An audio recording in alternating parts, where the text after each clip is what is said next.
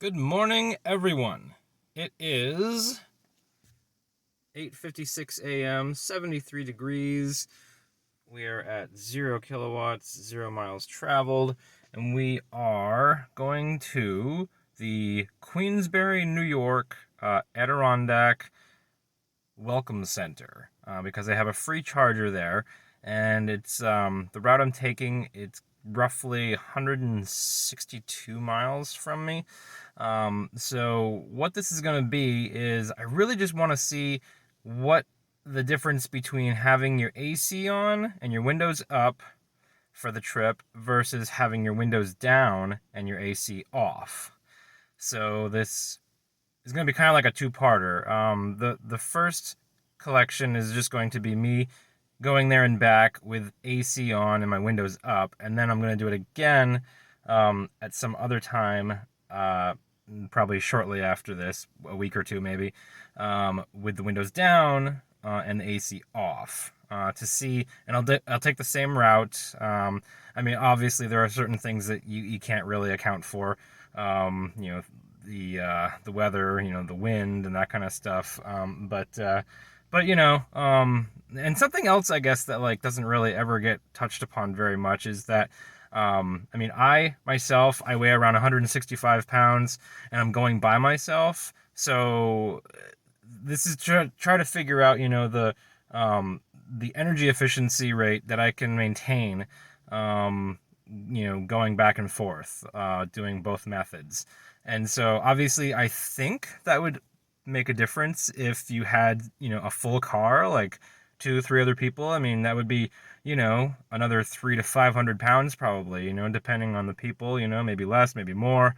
But, that, that I would think would definitely alter your range. So when I see things doing range tests with different variants like highway at X speed or just various things,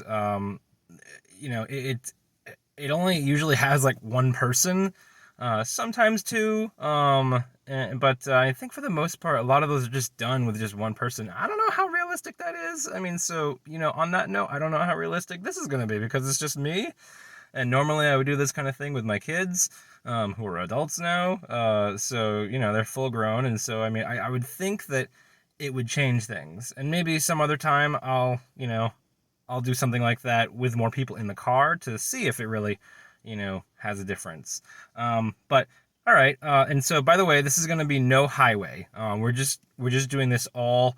The directions that I put in to it are just nothing but like regular roads, and no highway. So the speed limit that we're going to be doing at most I would think would be like 50.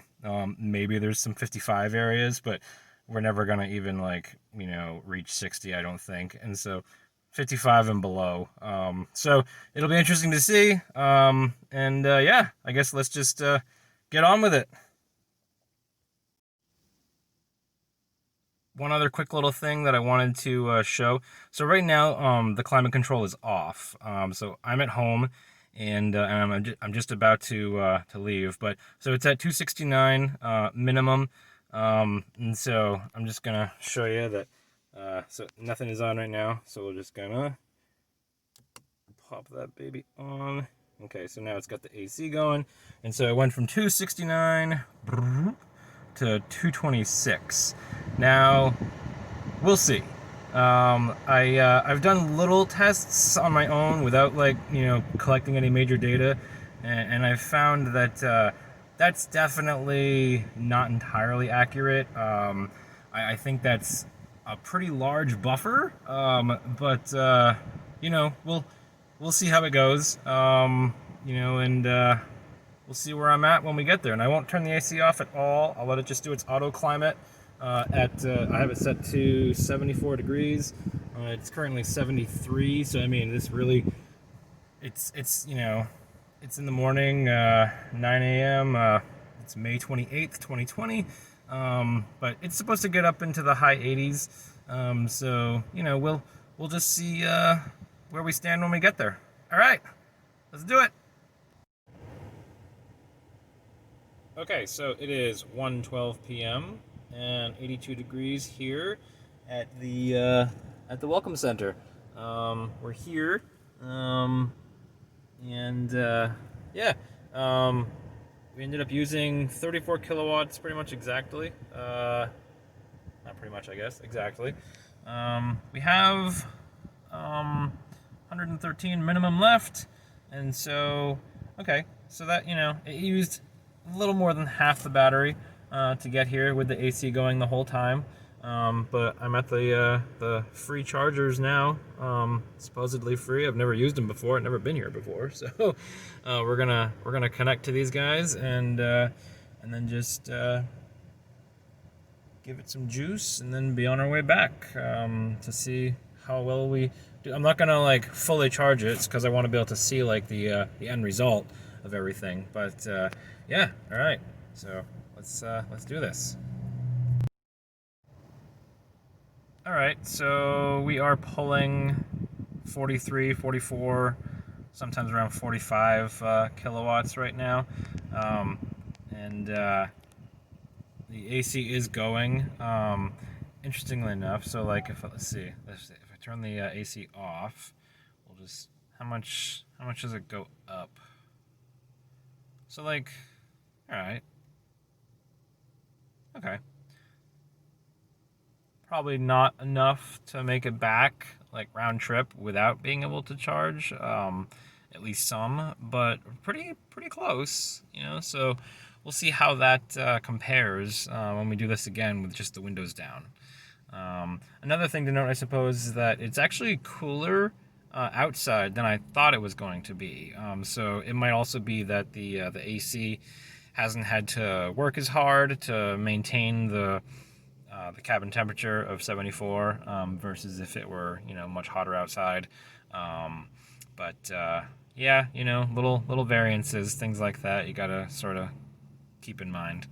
But all right, we're just gonna let it do its thing.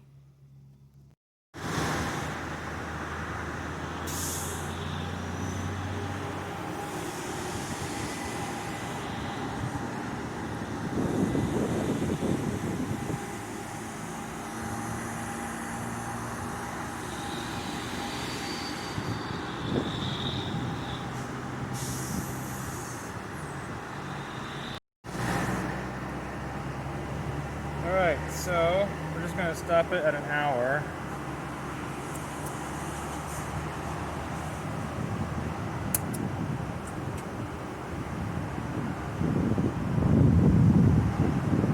Okay, so we got 29.25 kilowatts. It only took us 34 to get here.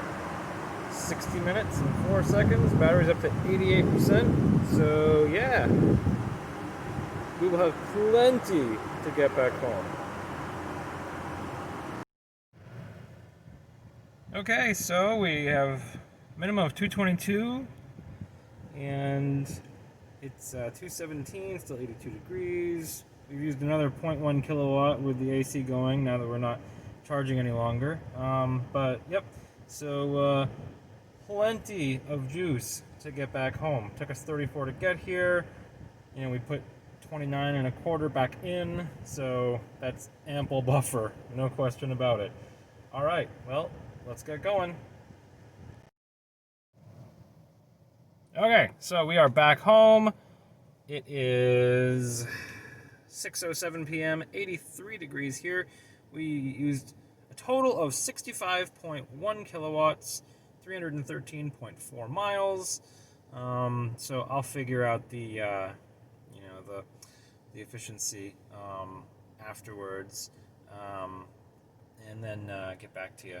But yeah, so we definitely had plenty left after our juice up at the charger at the rest area. And yep, the AC was on the whole time, back and forth. So we'll compile the info and then see what it looks like. And then next time we'll do it with AC off and windows down and see if the drag from the windows being down is worse than having AC. All right, that's it.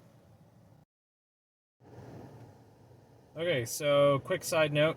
So the total efficiency That just went up 0.1 because I'm still sitting here with the AC on. But it ended up being 4.81 miles per kilowatt.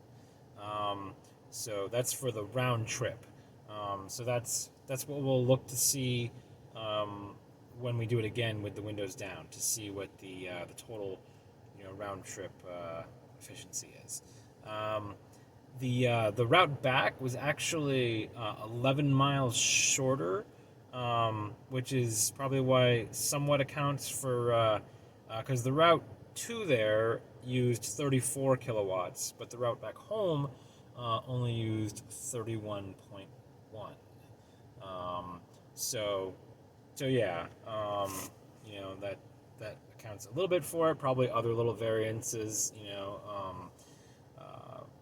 incline, decline, wind, that kind of stuff. But yeah, all right. So that's it. 4.8 miles per kilowatt with using AC the whole way back and forth. Okay.